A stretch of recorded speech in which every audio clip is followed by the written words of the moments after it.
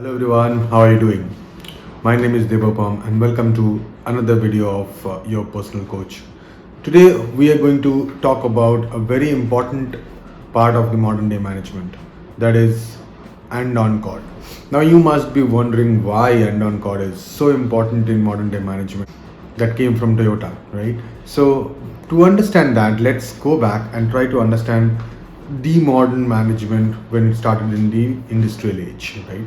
So there is no better reference than someone called Mr. Henry Ford, who was the owner of and the founder of the Ford Motor Company, right? And he started producing car named Model T, which was one of the pioneers of the industry, of course. It had these modern day similar type of cars. I mean, the first time we saw that a car with four wheels and windscreen and steering and all that stuff. So Model T was really revolutionary and remarkable in that sense. And he wanted to mass produce. He wanted to do things to ensure that the industrialization of the cars happen. And he along with another gentleman called Mr. Frederick Taylor, whom you must know from the word Taylorism.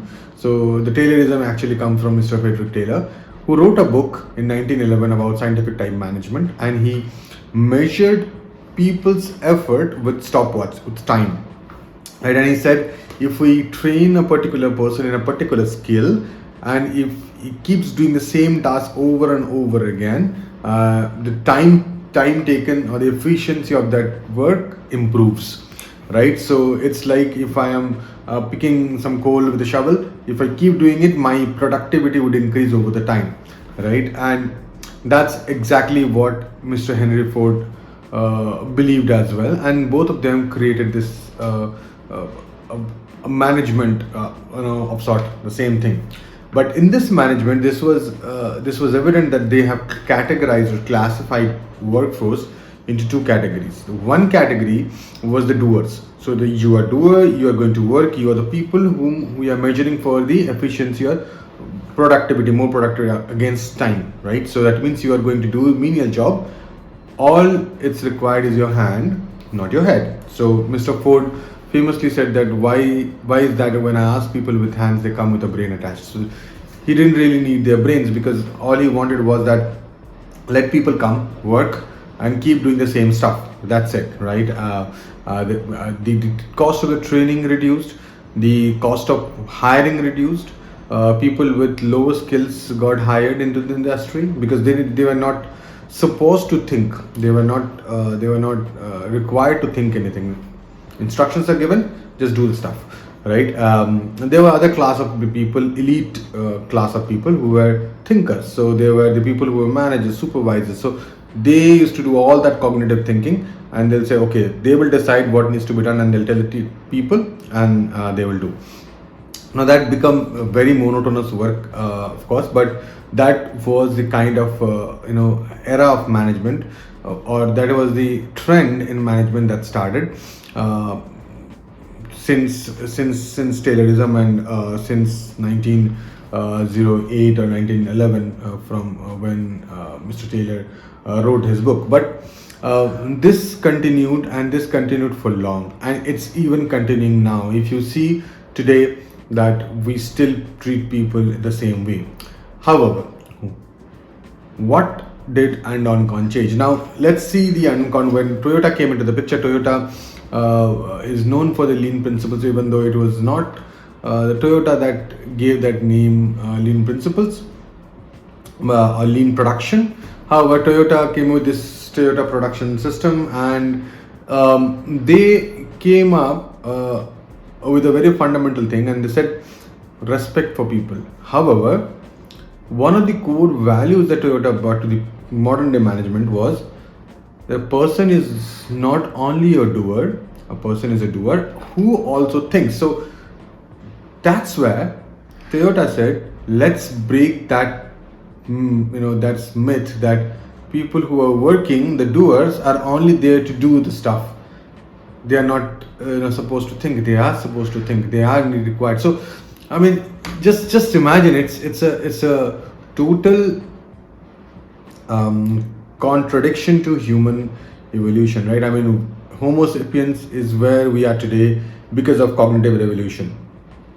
If we didn't have a cognitive revolution, if we did not have that thinking superpower, imagination superpower, we would have been with the same league as apes or gorillas or chimpanzees, right? But we are where we are today because of our cognitive revolution, and we are simply saying you are not required to think. You are just do stuff just like other animals.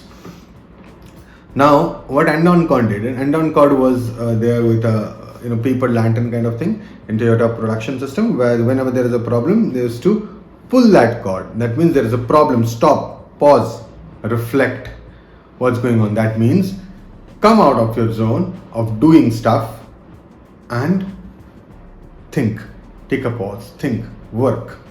Right? And when you resolve the problem, you go back and do the work again. So it's a mixed, right? In his book Leadership is Language, David Marquet beautifully explains this concept with